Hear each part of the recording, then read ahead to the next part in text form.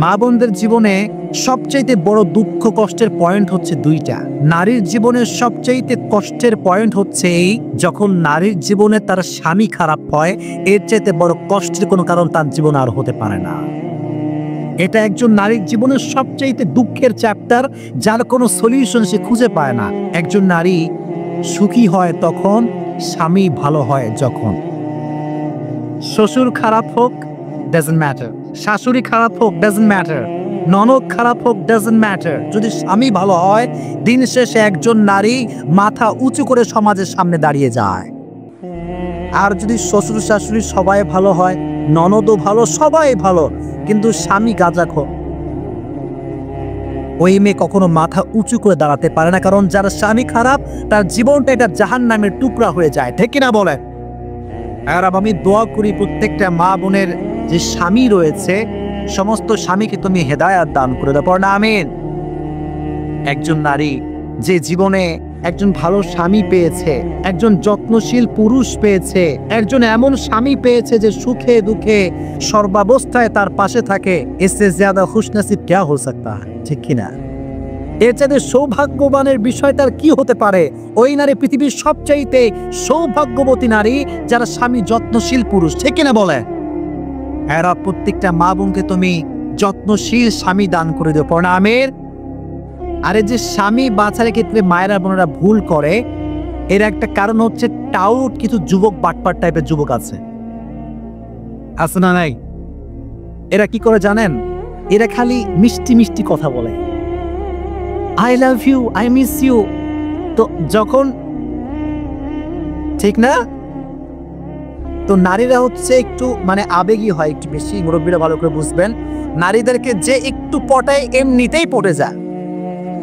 তো এখন যে যুবকটা টাউট বাটপার, এর যে মুচকি হাসি আর যে সুন্দর কথা, নারী কয় এর মতো সুন্দর স্বামী তো কোথাও পাওয়া যাবে না। আব্বা কয় প্লিজ যাস না, হ্যাঁ টাউট তুই যাস না। মেয়ে বলে এরে বিয়ে না করলে গলায় ফাঁসি দিয়ে মরেছেন।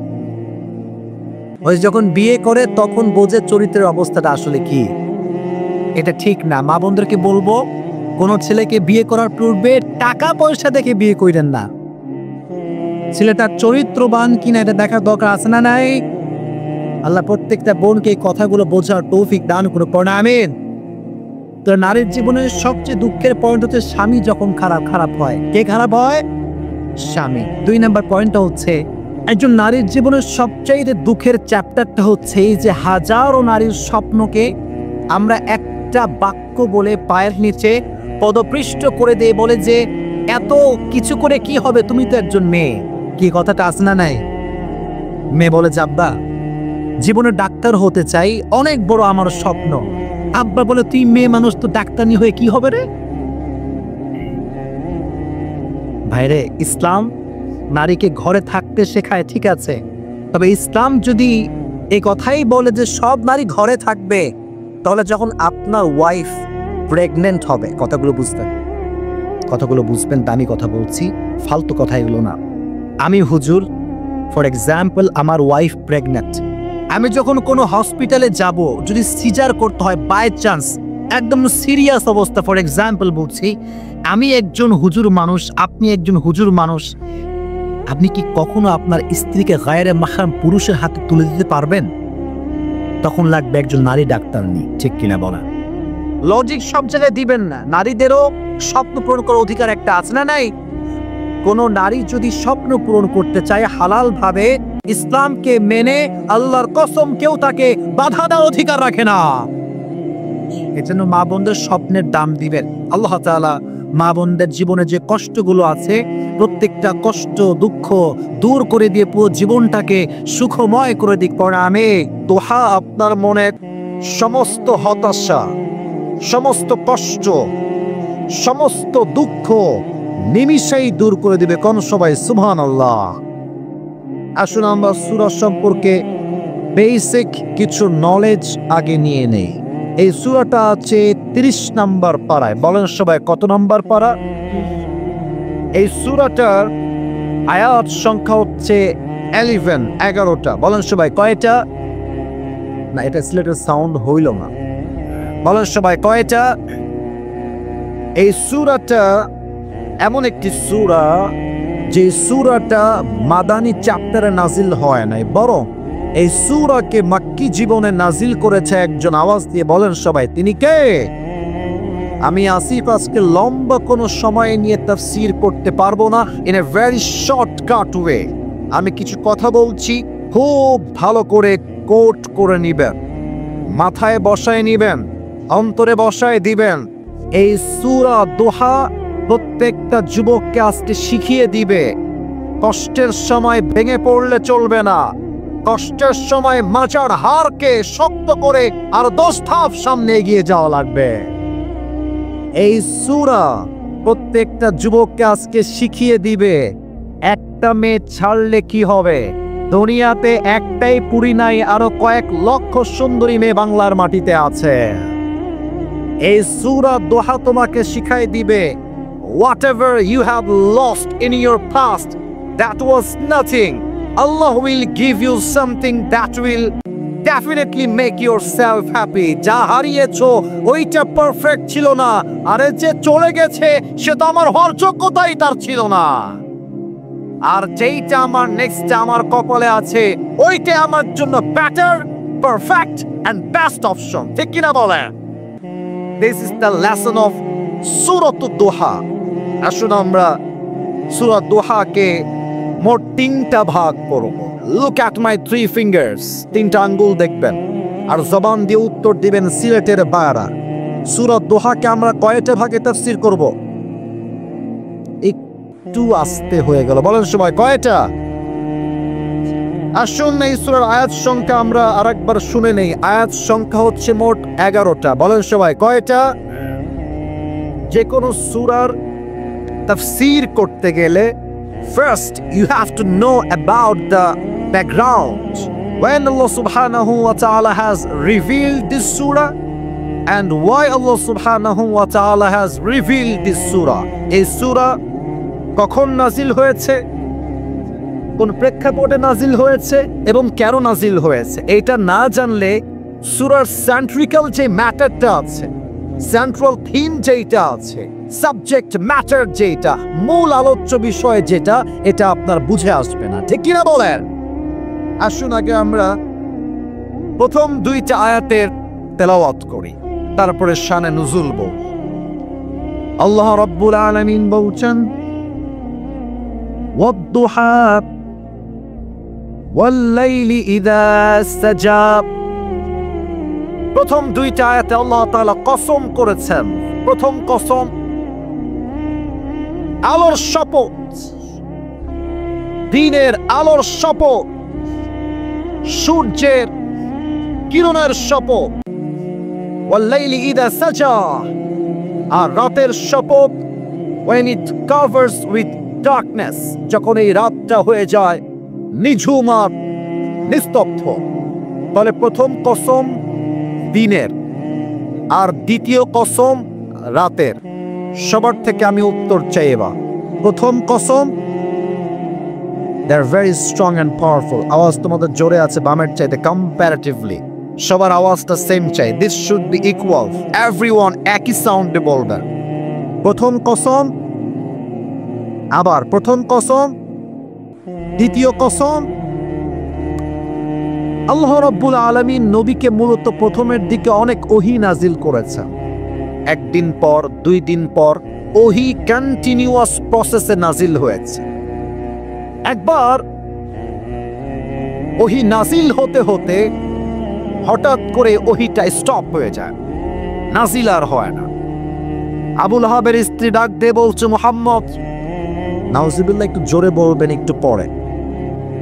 বলছে, মুহাম্মদ, তো রব তো তোরে ভুলে গেছে, তাহলে না ভুললে ওহী নাজিল হয় না কেন? নাউজুবিল্লাহ পড়বেন না? আবু লাহাবের স্ত্রী ডাক দিয়ে বলছে, মুহাম্মদ, তোমার শয়তানটা কোথায় গেল? ওহী নাজিল করে না কেন? ওহী নিয়ে আসে না কেন? আবু লাহাবের স্ত্রী শয়তান দ্বারা জিবরাইলকে বুঝিয়েছে। নাউজুবিল্লাহ পড়বেন না আপনার সবাই? এই কথা শুনে নবী করিম সাল্লাল্লাহু আলাইহি ওয়াসাল্লাম খুব হতাশ হলেন, খুব কষ্ট পেলেন যে আল্লাহ কি আমার উপরে নারাজ হয়ে গেল? আল্লাহ কি আমার উপরে অসন্তুষ্ট হয়ে গেল? ওহী নাজিল হয় না কেন? আল্লাহ রাব্বুল আলামিন নবীর সমস্ত কষ্টকে দূর করতে তৎক্ষণাৎ সূরা দোহাটা আরশে আজিম থেকে জিবরাইলের মাধ্যমে নাজিল করে দিলেন। কোন সবাই সুবহানাল্লাহ। তবে ব্যাখ্যাটা এখনো শেষ হয় না, মিলাই দিচ্ছি। আচ্ছা বলেন তো, এখন যে আমরা বসে আছি এটা কি দিন না রাত? তাফসীর বুঝতে হলে কথাগুলো বুঝে শুনে উত্তর দেওয়া লাগবে। দিন না রাত? রাত। وَجَعَلْنَا اللَّيْلَ لِبَاسًا وَجَعَلْنَا النَّهَارَ مَعَاشًا।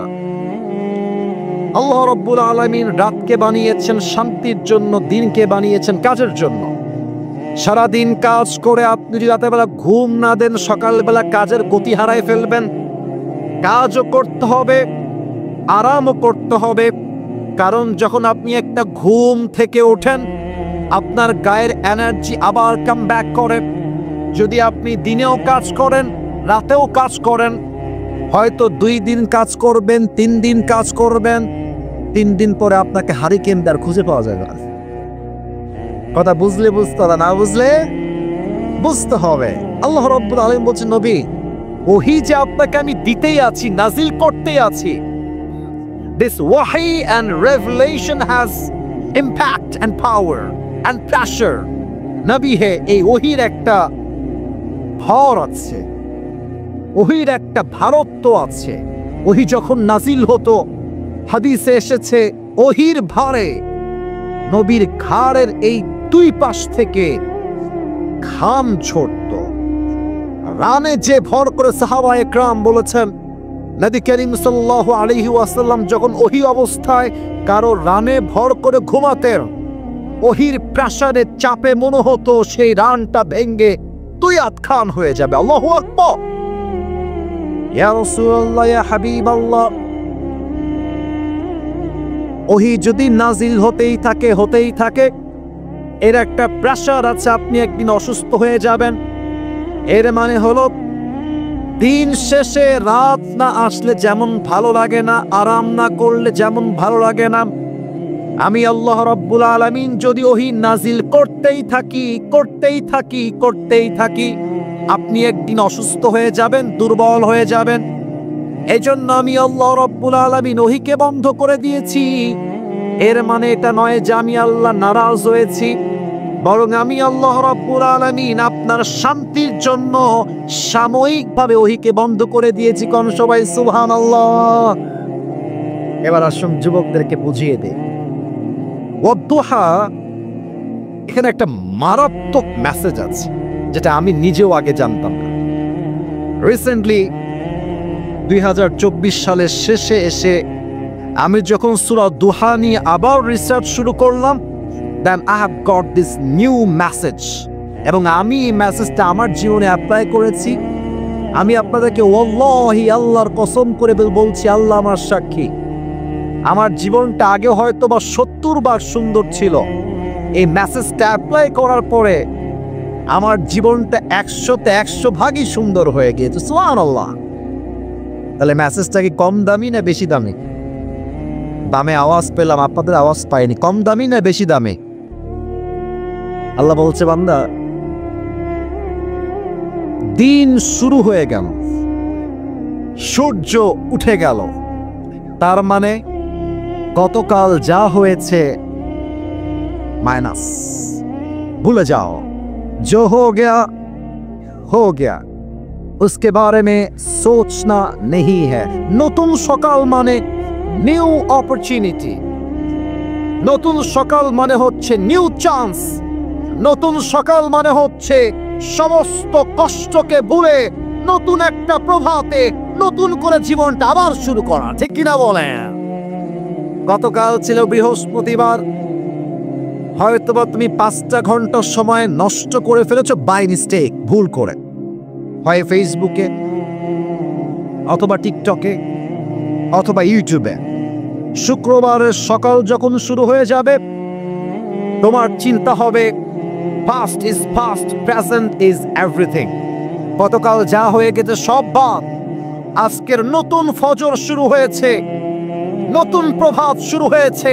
এটাই আমার জন্য মেসেজ। গতকালকে ভুলে যাও। This day should be the best day in your life. ঠিক কিনা বলেন? গতকাল যা হয়েছে মাইনাস, আর একটা মেসেজ দিয়ে দিই। দেখো, তোমাদের বয়স তো খুবই উঠতি, 19, 20, 21, 22, 23 অন অ্যান অ্যাভারেজ তোমাদের বয়স এমনই হবে। আমি কিন্তু বুইড়া না, I am also young person. তোমরা বোঝো আমাকে, আমি বুঝি তোমাদেরকে। তো দেখো, আজকে হয়তো তোমার জীবনে অনেক হতাশা কাজ করছে। তোমরা এটা নাম জিজ্ঞেস করতে কি বলতে পারে কিনা সবাই? পারবা? আশা রাখছি পারবা। পাকিস্তান একজন টপ ফেমাস ক্রিকেট প্লেয়ার, সে আগে ছিল cricketer, then he became the president of Pakistan. এটাই হচ্ছে সিলেটের মানুষ, they are very smart people, ঠিক কিনা বলেন? সে একটা কথা সেই দিন তার লেকচারে বলছিলেন, অসাধারণ কথা, অসাধারণ কথা। আমি উর্দুতে কোট করছি, then I will translate in Bangla, বাংলায় তারপরে আমি তর্জমা করে দিব। উনি বলেন, अगर जिंदगी को समझना चाहते हो तो पीछे देखो। I repeat again, अगर जिंदगी को समझना चाहते हो तो पीछे देखो, और अगर जिंदगी को जीना चाहते हो तो पीछे नहीं आगे देखो। যদি জীবনটা বুঝতে চাও যে কি ভুল হয়ে গেছে, পেছনে তাকাও, শিক্ষা নাও, সামনে এগিয়ে যাও। আর যদি জীবনটাকে এনজয় করতে চাও, অতীতকে ভুলে যাও, সামনের ভবিষ্যতে তুমি সামনে এগিয়ে যাও। এই জন্য তোমাদেরকে এখানে একটা মেসেজ দিয়ে ফেলি। তোমরা অনেকে ছেঁকা খেয়ে বেকা হয়ে আছো, আমি এটা বুঝি, এটা আমি জানি। শোনো, মাথায় রাখবা, মেয়েদেরকে যত বেশি টাইম দিবা ওরা তত বেশি আকাশে উড়বে ভাবের ঠেলায়। তুমি চোখ নামানো বন্ধ করে দাও, তুমি চোখ দেওয়া বন্ধ করে দাও, দেখবা মেয়েরা বলবে এর বাড়ি কোথায় রে, তাকায় না কেন, এটা তো ব্র্যান্ড ছেলে, একে তো আমার দরকার জামাই হিসেবে। এরা ছেলে পেলে আজকাল এত সস্তা হয়ে গেছে, মেসেঞ্জারে আসসালামু আলাইকুম আপু, আপনার নাম্বারটা একটু পাওয়া যাবে, একটা অডিও কল দেওয়া যাবে, ছ্যাঁচড়ামি করে, ছ্যাঁচড়ামি করে। মনে রাখবেন, মেয়েরা ছ্যাঁচড়া যুবককে নয়, স্মার্ট যুবককে তারা সবচেয়ে বেশি পছন্দ করে। অতএব আপনার চিন্তা হবে, গতকাল হয়তো আমাকে অনেকে ইগনোর করেছে, হয়তো আমি যাকে পছন্দ করতাম সে আমাকে বাদ দিয়ে আরেক জায়গায় বিয়ে করেছে, আমি আজকে যদিও বাপ্পারাজ হয়ে আছি, তবে আগামীকাল দিন আসবে, এমন একটা দিন যেই দিন আমার ক্যারিয়ার এমন ভাবে আমি প্রতিষ্ঠিত করব, যেই মেয়ে আজকে আমাকে ছেড়ে গেছে এরকম কয়েক লাখ মেয়ে আমার পেছনে বিয়ের জন্য লাইন ধরে দাঁড়িয়ে যাবে। ওয়াদ্দুহা, দিনের শপথ মানেই হলো নতুন একটা প্রভাত, নতুন একটা সূর্য। অতএব আজ থেকে অতীতের চিন্তা বাদ দিয়ে দাও। অতীত শুধুমাত্র শিক্ষার জন্য, আগামীর ভবিষ্যৎ আমরা সবাই সুন্দর করতে চাই কি চাই না? আল্লাহ রাব্বুল আলামিন সবাইকে তার ভবিষ্যৎকে সুন্দর করার তৌফিক দান করো, পড়েন সবাই আমিন। এবার আসুন, 3টা ভাগ যে বলেছিলাম, এবার 3টা ভাগ শুরু করছি। আমার দিকে তাকান সবাই, বলেন তো সবাই এবার কয় ভাগে কথা হবে? মাশাআল্লাহ, ইউ আর ভেরি অ্যাক্টিভ, মাশাআল্লাহ। আপনারা বলেন সবাই কয় ভাগ? 3 ভাগ। আয়াত বলেছিলাম মোট কয়টা? এই যে মাশাআল্লাহ 11টা। বলেন সবাই কয়টা? 2টা আয়াত অলরেডি শেষ, 2টা ছিল কসমের আয়াত। এবার আছে মোট 3টা আয়াত, অর্থাৎ 9টা আয়াত, 3 ভাগ আমরা করব। প্রথম ভাগ, যে 3টা আয়াত আল্লাহ তাআলা বলেছেন, এই 3টা আয়াত হচ্ছে এমন 3টা আয়াত, it negates the feelings of being worthless in the eyes of Allah subhanahu wa ta'ala.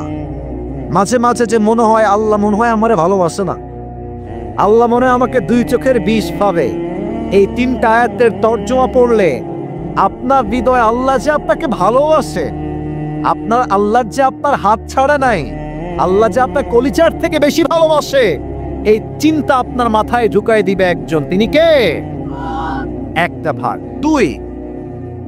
2 number ভাগে এমন 3টা আয়াত আল্লাহ তাআলা বলেছেন, এই 3টা আয়াত হচ্ছে এমন 3টা আয়াত, it negates the feelings of being worthless in the eyes of society.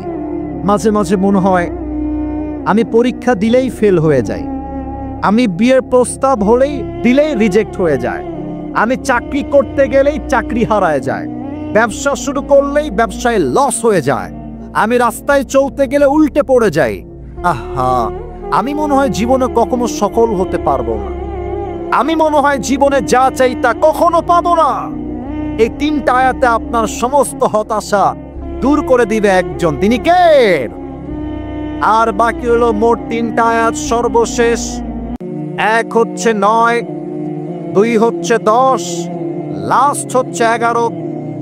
এই 3টা আয়াত এমন 3টা আয়াত, এই 3টা আয়াত এমন কিছু আমল শিখিয়েছে, ওই আমলগুলো বান্দা যদি দুনিয়ার জমিনে করতে পারে, আমলগুলো দুনিয়ায় শুরু থাকবে না, এই আমলগুলো তাকে জান্নাত পর্যন্ত পৌঁছায় দিবে। কোন সবাই সুবহানাল্লাহ।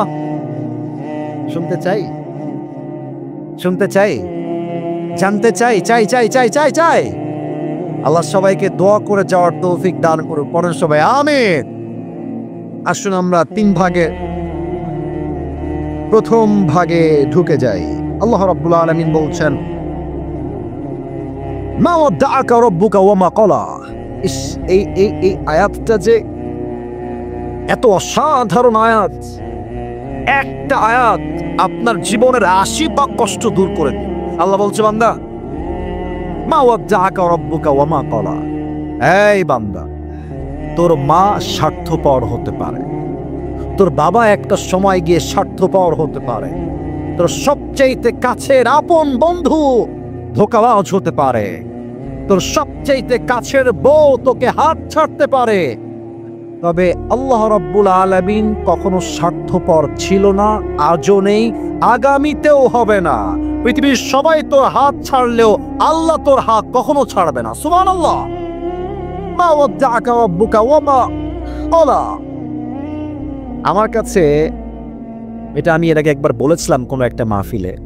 আমি যখন ওয়াজ মাহফিল লাইনে প্রথম এসেছিলাম, এটা maybe it has been on an average 3 years, 3 বছর আগের কথা। তো আমার পিএস তো অনেক পরে আসছে, আমার ক্যারিয়ারে অনেক পরে আমার পিএস বা সহকারী হেল্পিং হ্যান্ড যাই বলেন। প্রথমে তো কল আমি নিজেই রিসিভ করতাম, নিজেই কথা বলতাম। তা আমি যখন প্রথম অনলাইনে আমার চেহারা আসা শুরু করলো, মানুষ আমার ওয়াজ দেখতে শুরু করলো, তো কিছু মিডিয়ার ভাইয়ারা আমার নাম্বারটা ফেসবুকে দিতেন, ইউটিউবে তারা দিতেন।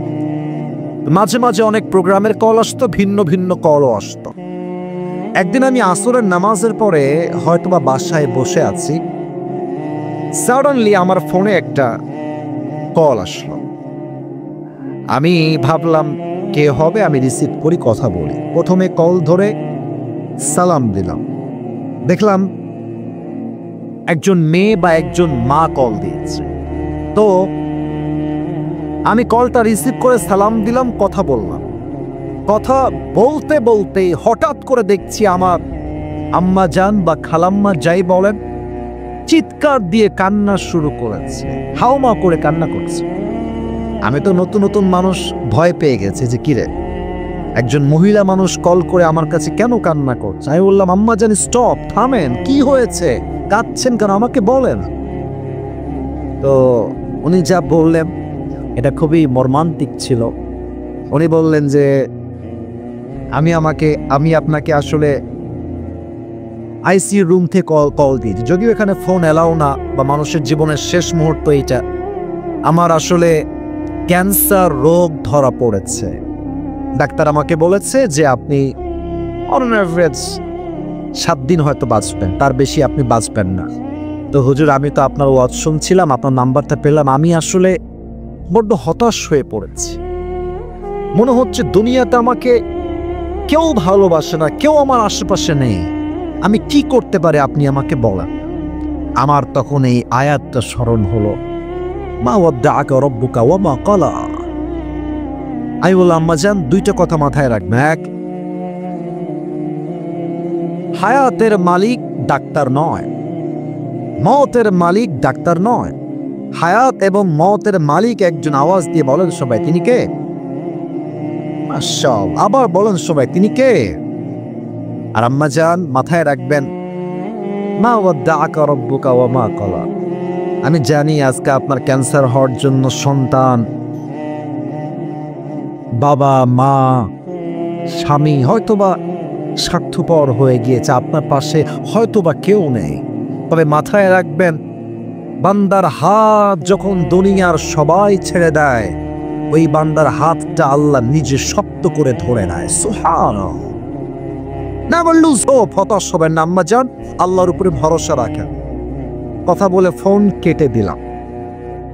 After 3 months or maybe 4 months, 3 বা 4 মাস পরের কথা, আমার ফোনে আরেকটা কল আসলো, রিসিভ করলাম। একজন মেয়ে বা মা কল দিয়েছে। কে বলছেন? কই থেকে বলছেন? বলছে, বাবা তুমি কি আমাকে চিনতে পেরেছো? বললো, আম্মা জান না, আমি তো আপনাকে চিনতে পারি নাই। কে বলছেন? পরিচয় দিলে খুব ভালো হতো। তো উনি বললেন, ওই যে তোমাকে একজন মা কল দিয়ে বলেছিল যে আমি ক্যান্সারের রোগী, মারা যাব 7 দিন পরে, মনে পড়ে? হ্যাঁ বললাম, হ্যাঁ হ্যাঁ মনে পড়ে। আপনি কি সে বলছেন? বলছেন, বাবা আমি তোমার সেই মাই বলছি। আমার মৃত্যু তো অনেক দূরের কথা, আমার ক্যান্সার রোগটাই এখন আর নাই। আল্লাহ, ক্যান্সার রোগটাই নেই। এর মানে কি জানেন? হাদিসে আসছে, আল্লাহ বলছে, আমি আমার বান্দার ধারণা যেমন, আমি আল্লাহ তার প্রতি তেমন। বান্দার ধারণা যদি হয় যে আল্লাহ আমাকে উদ্ধার করবে, আল্লাহ একদিন ব্যবসায় বরকত দিবে, আল্লাহ একদিন আমাকে অনেক টাকার হালাল ভাবে মালিক বানাবেন, আল্লাহ একদিন আমাকে নেককার দিনদার স্ত্রী দিবেন, বান্দার ভরসা যেমন হবে, বান্দার ঈমান যেমন হবে, আল্লাহ বলছে, বান্দা তোর চিন্তা আমাকে নিয়ে যেমন, আমি আল্লাহ তোর কাছে ঠিক তেমনই থাকবো। সুবহানাল্লাহ পড়েন। এজন্য আমি একটা মোটিভেশনাল কথা বলতে চাই এই মুহূর্তে, যেটা আমি হাদিস থেকে লিখে রেখেছি। কলিজার থেকে প্রত্যেকটা কথাগুলো শ্রবণ করার চেষ্টা করবেন। আচ্ছা, আমরা মাঝে মাঝে ধোঁকাবাজির শিকার হই না? এটা স্লেটের আওয়াজ হয় না? হয় না? মাঝে মাঝে আমাদেরকে আপন মানুষ কষ্ট দেয় না?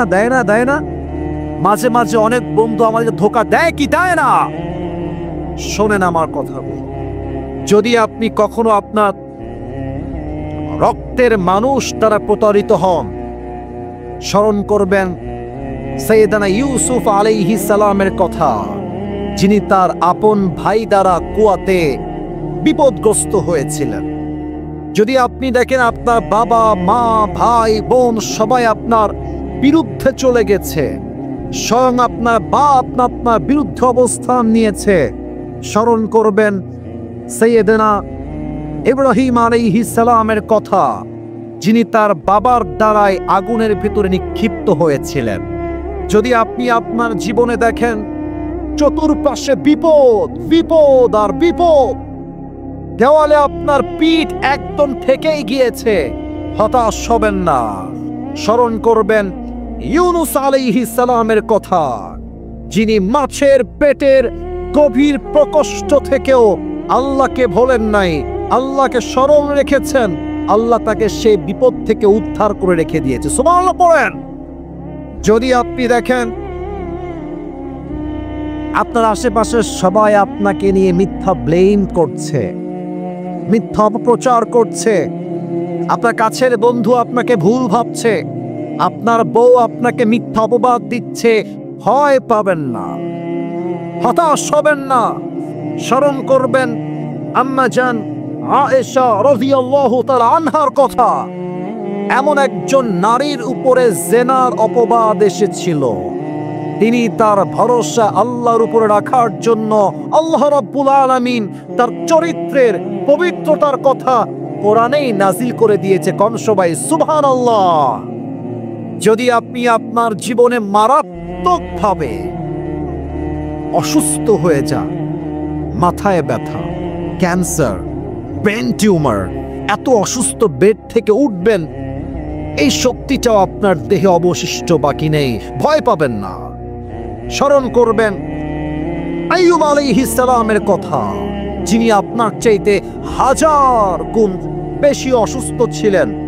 কোথাও আসছে 12 বছর, কোথাও আসছে 18 বছর তিনি অসুস্থ ছিলেন। He never complained to his Lord. তিনি একটা মুহূর্তের জন্য ধৈর্য হারান নাই, একটা মুহূর্তের জন্য রবের কাছে কোনো অভিযোগ করেন নাই, তাকে সমস্ত অসুস্থতার থেকে মুক্ত করে দিয়েছে। একজন আওয়াজ দিয়ে বলেন সবাই, তিনি কে? যদি তুমি তোমার জীবনে খুব বেশি একা হয়ে যাও, না আছে বউ, না আছে কোনো বন্ধু, চতুর্পাশে তোমাকে একাকিত্ব গ্রাস করে ফেলেছে, একা থাকতে আর ভালো লাগে না, ভয় পাবা না, স্মরণ করবা আদম আলাইহিস সালামের কথা, যিনি পুরো পৃথিবীতে একা ছিলেন। তার মতো একা পৃথিবীতে কেউ আসে নাই, আগামীতেও আসবে না। তিনি তার একাকিত্বে আল্লাহকে স্মরণ করেছেন। তাকে তার জীবন সঙ্গিনী হিসেবে হাওয়া আলাইহিস সালাম দান করেছে একজন, তিনি কে? যদি তুমি দেখো তোমার আপন ভাই, তোমার বন্ধু তোমাকে নিয়ে ট্রল করছে, মন খারাপ করবা না। মনে রাখবা, পৃথিবীতে সবচেয়ে বেশি ট্রলের শিকার হয়েছেন আমাদের প্রিয় নবী মুহাম্মদুর রাসূলুল্লাহ সাল্লাল্লাহু আলাইহি ওয়াসাল্লাম। কাফেররা যতই তাকে নিয়ে ট্রল করুক, আমার নবী হতাশ হয়ে যান নাই। আমার নবী সেই সমাজের মাঝে থেকেই পুরো ইতিহাসের চিত্রকে পরিবর্তন করে দেখিয়ে দিয়েছে। অতএব সুখে দুঃখে ভরসা করবেন এক সত্তাকে। আওয়াজ দিয়ে বলেন সবাই, তিনি কে? আল্লাহ রাব্বুল আলামিন বলছেন, মা ওয়াদ্দাআকা রাব্বুকা ওয়া মা ক্বালা। ও আমার বান্দা, তোর হাত সবাই ছাড়তে পারে, সবাই তোর সঙ্গে বেঈমানি করতে পারে, স্বার্থপর হতে পারে, বাট তোর হাত আজীবনের জন্য ধরে রাখবে একজন। আওয়াজ দিয়ে বলেন সবাই, তিনি কে? এই হচ্ছে 3টা আয়াতের প্রথম আয়াত। বাকি 2টা আয়াত জাস্ট ট্রান্সলেট করছি। আপনাদের কথা বুঝতে কোনো সমস্যা হচ্ছে না তো? আমার কথা কি বোঝা যায়? যায়। ওয়ালাল আখিরাতু খায়রুল লাকা মিনাল উলা। The life of hereafter is much more better than this worldly life. একটা তরজমা। আর একটা তরজমা হচ্ছে, your next and future will be better than the past. তরজমা আমি 2টা করেছি। আবারও বলছি, আপনারা সিলেটের মানুষটা এত মজা করে কথা বলছি কারণ আমি জানি আমার চাইতে বেশি স্মার্ট যুবকরা আমার সামনে বসে আছে, যে কিনা বলেন। আবারও তর্জমা করছি, আগে বুঝো। আল্লাহ says in this ayah, the life of hereafter is much more better than this worldly life. 1 number তর্জমা। নাম্বার 2 হচ্ছে, your future will be better than the past. 1 number তর্জমা কি হলো তাহলে? আল্লাহ বলছে, বান্দা, দুনিয়ার চাইতে আখিরাত হচ্ছে 1000 গুণ বেশি উত্তম। একটা তর্জমা। আর একটা তর্জমা হলো, আজকের দিনটা খারাপ হতে পারে, গতকালের দিনটা হয়তো বা খারাপ ছিল, বাট আগামী দিনটা আজকের চাইতে 1000 গুণ বেশি উত্তম আল্লাহ নিজেই বানাই দিল। মনে পড়ে না? এত আসতে হইলে আমি মন খারাপ করবো। বলে সবাই সুবহানাল্লাহ। আর একবার কোন সবাই সুবহানাল্লাহ। আসুন আপনাকে বাস্তবিক প্রেক্ষাপটে নিয়ে আসি। আপনারা সবাই ডক্টর মিজানুর রহমান আজহারী হুজুরের নাম তো শুনেছেন। এত আসতে কয় কেন? শুনছেন না আপনারা সবাই? সিলেটে তিনি এসেছিলেন। তবে আমি এই কথা বলতে চাই, একটা মিসআন্ডারস্ট্যান্ডিং হয়ে গেছে। যারা বিশৃঙ্খলা করেছে, এটা আমি মনে প্রাণে বিশ্বাস রেখে বলতে পারবো, এটা সিলেটের মানুষ হতে পারে, তবে এরা স্বৈরাচারের পা চাটা দালাল ছিল। এবং আমি এটা বলতে চাই, 10 জন সরকারের পা চাটা দালালদের জন্য অন্য জেলার মানুষরা সিলেটের বদনাম করবে, এটা চুই পরিমাণ বরদাস্ত করে নেওয়া যাবে না। আমি আমার প্রিয় মিজানুর রহমান আজহারী হুজুরকে বলতে চাই, আপনি সিলেটকে নিয়ে কোনো প্রকার ক্ষোভ আপনার অন্তরে রাখবেন না। সিলেটের মানুষ আপনাকে বড্ড ভালোবাসে। তবে যারা বিশৃঙ্খলা করেছিল তারা আসলে মুসলমান ঘরের সন্তান নয়, তারা সব বেঈমান ঘরের সন্তান। আচ্ছা, এবার আপনারা চিন্তা করেন তো, আজহারী সাহেব যখন, খুব বুঝে শুনবেন আয়াতের ব্যাখ্যা, আমি কিন্তু প্রেক্ষাপট থেকে মিলিয়ে বলছি। 2020 সাল, আস্তে আওয়াজ করো না, বলো সবাই, কয় হাজার সাল? না, আওয়াজটা কম হলো। 2020 সাল। আওয়ামী লীগের তৎকালীন ছিলেন ধর্মমন্ত্রী, নামটা বলতে চাই না, উনি চলে গেছেন দুনিয়ার থেকে। উনি মাইক নিয়ে বললেন আজহারি হচ্ছে জামাতের প্রোডাক্ট। মিথ্যা ব্লেম করে বাধ্য করে আজহারিকে দেশ ছাড়তে বাধ্য করা হলো। আজহারি সাহেব মাতৃভূমির থেকে চলে গেলেন। It has been maybe 4 years or now it has been 5 years back। 5 বছর আগের কথা বলতে 2020 সালের কথা, জানুয়ারি মাস চলছিল তখন, আমার স্পষ্ট ভালোভাবে মনে আছে। আজহারি সাহেব চলে গেলেন। আল্লাহ বলছে বান্দা ওয়ালাল আখিরাতু খায়রুল লাকা মিনাল উলা, ये दिन ही दिन नहीं है, सामने और भी दिन बाकी है। এই মিজানুর রহমান আজহারি, আল্লাহ এই আয়াত দিয়ে বোঝাচ্ছে কি দেখেন, হতে পারে আজকে তোকে বাতিলের দোসর, বাতিল পক্ষরা তোর নয় মিথ্যা ষড়যন্ত্র করে দেশ ছাড়তে বাধ্য করেছে, তবে এমন একটা দিন আসবে তুই আজহারি এই বাংলার মাটিতে বিজয়ের বেশে, রাজার বেশে, সিংহের বেশে প্রবেশ করবি। আর যারা তোকে তাড়াতে বাধ্য করেছিল তারা সব মামুর বাড়ি দিল্লিতে পালিয়ে যাবে। এই দিন দিন নয়, আগামীতে আরো দিন আছে না নাই? আমার মনে পড়ে গেল আল্লামা দেলোয়ার হোসেন সাইদি হুজুরের কথা। উনি কোন কাপুরুষের সন্তান নয়, উনি বীর পুরুষের বাচ্চা একজন। 12টা বছর জেলখানায় কাটিয়েছেন, জুলুমের শিকার হয়েছেন। একটা সেকেন্ডের জন্য বাতিলের সামনে তার মাথাকে অত করতে প্রস্তুত হয় নাই। উনি একটা কথা বলতেন, তোমরা যারা আমাদেরকে হক কথা বলার জন্য মৌলবাদী বলে গালি দাও, আমরা একটুও রাগ করি না। কারণ আগে বলতে হবে কারণটা। Let me finish, then you have to react after that. আগে আমাকে বলতে দেন।